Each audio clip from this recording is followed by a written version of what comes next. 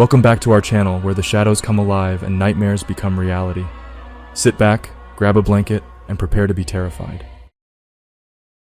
It was a dark and stormy night, and John was fast asleep in his bed. He was exhausted from a long day at work and had fallen asleep as soon as his head hit the pillow. But something strange was about to happen that would make him question everything he thought he knew.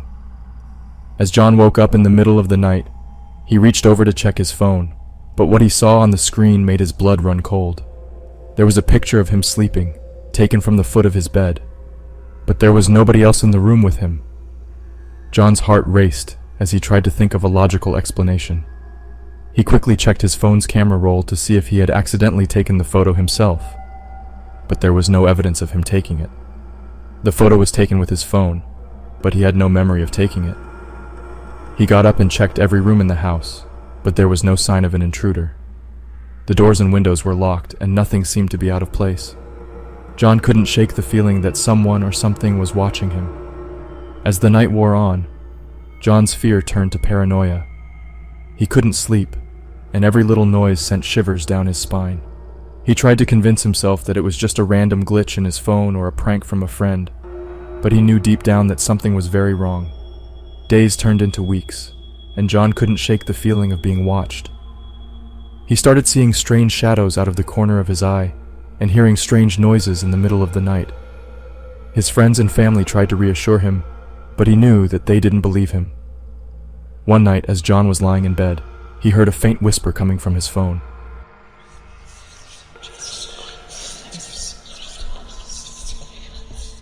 He picked it up and held it to his ear, but all he could hear was static.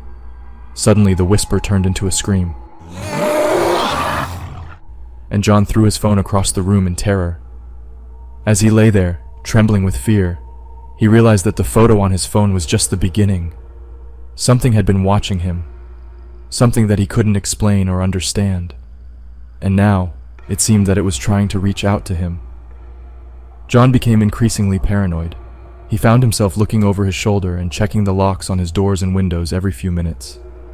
He stopped sleeping altogether and spent his nights pacing around his darkened house, searching for any sign of the thing that was haunting him. One night, as John was standing in his living room, he heard a sound coming from upstairs. He slowly crept up the stairs, trying to be as quiet as possible. As he reached the top of the stairs, he saw something move out of the corner of his eye. He turned to look, but there was nothing there. He shook his head, thinking that he was just seeing things. But then he heard the sound again, louder this time. It sounded like something was shuffling around in his bedroom. John's heart was pounding as he cautiously opened the door, and there, lying on his bed, was his phone. It was unlocked, and the camera app was open. John couldn't believe it. He had left his phone downstairs, and he knew for a fact that he had locked it before he went to bed. But now here it was, unlocked and taking photos of him while he slept. John's fear turned to anger. He was sick of being watched and followed by this unknown entity. He decided that he was going to confront it head-on. He started doing research, looking for anything that might help him identify and get rid of the thing that was haunting him. He read books on demonology and the occult, and he even contacted a few paranormal investigators. And then, one night, as he was sitting in his living room, he felt a chill run down his spine. He knew that the thing was near.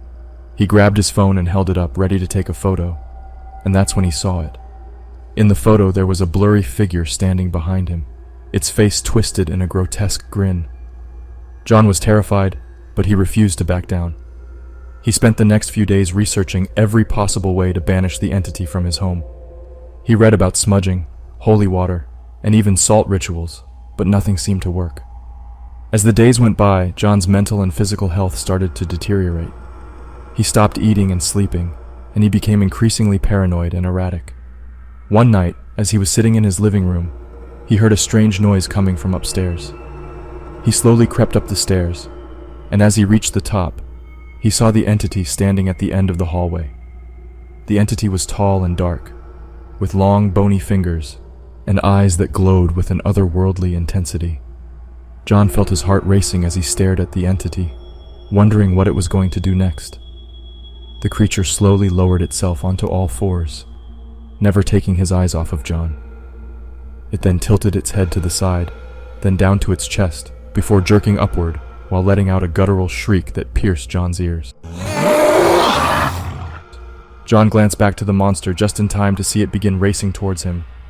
He immediately sprints into his room and slams the door shut, looking around his room for anything to protect him as the creature pounds on his door mercilessly. The door suddenly bangs open and John falls to the floor while backing into his dresser. He looks around hopelessly for something to protect him, but there's nothing. John looks up at the creature, waiting for its merciless attack, but then notices its eyes aren't on him. The monster had suddenly stopped moving and hesitated to move forward, eyes glued to something on the floor and grimacing. John shakily looks to see what the entity is staring at, a black stone, glistening in the small amounts of moonlight trickling through the window. It must have fallen off of his dresser when he knocked into it. John acts quickly, knowing it's now or never to save himself. He picks up the stone, and the creature lets out a high-pitched screech while backing away slowly. It's angry, but doesn't dare come any closer. John begins to brandish the stone as a weapon.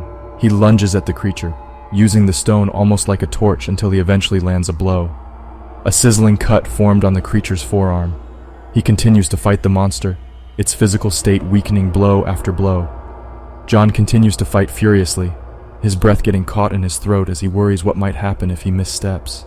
He almost couldn't care. He knew he had to keep trying. Strike after strike and blow after blow, John managed to get the creature on its limbs. It was letting out weakened shrieks and struggled to regain its strength. Of course, John would never let it. He takes the stone and drives it into the creature's chest. It lets out a deafening scream,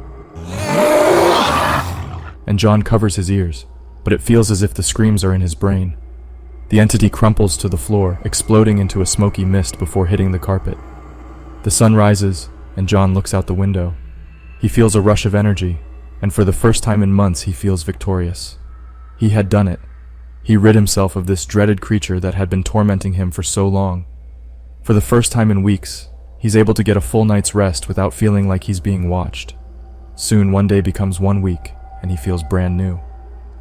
On a pleasant Saturday afternoon, while John is looking over his dresser for something, he spots the black stone and picks it up again. He tries to think back to where it came from, and then suddenly remembers how he had come across it in the first place. It was from an antique shop he had gone to with his friends not too long ago. He laughs to himself as he recalls the conversation he had with the store clerk. He had thought she was crazy for the story she told about it. It was apparently a black obsidian stone that had been found at an ancient burial site many centuries ago. At first it was thought to just be a rock, until the rest of the site was searched. The rock had been buried alongside an old prince of a small island, who was said to have been cursed to bear the burden of his people's nightmares. One day, as the prince prepared for bed, he was attacked by an invisible entity. His guards and no one else in the palace could see what happened, but within a few minutes, the prince had been found in what seemed to be a deep sleep. Many doctors had tried to revive him, but to no avail. The palace changed after that day. Shadows of slender creatures walked the halls at night, and servants began to disappear one by one. The prince's advisors were convinced it had to do with the prince's state, that somehow the curse had spread to the rest of the palace and would soon make its way to the village. They sought the advice of their strongest magician, who suggested taking the prince's energy and transferring it into an external object. As the group spoke, they felt chills run down their spines and they knew something was watching them. Suddenly, one of the advisors fell to the floor before being dragged down the palace's dark hallway. The others knew they had to act quickly, for whatever this curse was had found out their intentions and was coming after them. The magician grabbed the closest thing to him, a black obsidian rock from a pile of supplies going to the blacksmith. The group ran to the prince, but by the time they reached him, the group had already decreased dramatically in number, as many of them had been carried off screaming by this unknown nightmare. The magician went to work fast and managed to capture the negative energy out of the prince. As soon as he finished casting an enchantment on the stone, the prince's chest stopped rising, and the room knew he was gone. The magician told the advisors the curse had been contained for now, but it wouldn't hold for long. They must work quickly to seal the prince with the stone in a tomb casted with a spell so strong the entity could never leave. The advisors agreed and they went to work. They buried the prince 2 days later, and the village had peace again. But mankind's meddlesome ways opened the tomb centuries later, allowing the entity to escape. Bound to the stone, the nightmare traveled with its carrier, the though no one carrier ever lasted long. The story had given John and his friends the creeps, but they got a good laugh at the store clerk's performance. She had really sold him on the piece, and he was convinced to buy it. As John delves further into his memory, he becomes horrified. He remembers her warning him that no owner of the stone ever survived past 6 weeks. Though he's confident he killed the creature, a dreaded feeling rises to his chest and he picks his phone up and goes to the calendar. He scrolls back to the Saturday he had gone to the antique shop with his friend for their birthday. 6 weeks ago. As his screen goes black, he can see the dreaded creature's reflection behind him smiling. John disappeared after that day and was never seen again. The black stone also went missing without a trace, until someone found it sitting on display in a little antique shop.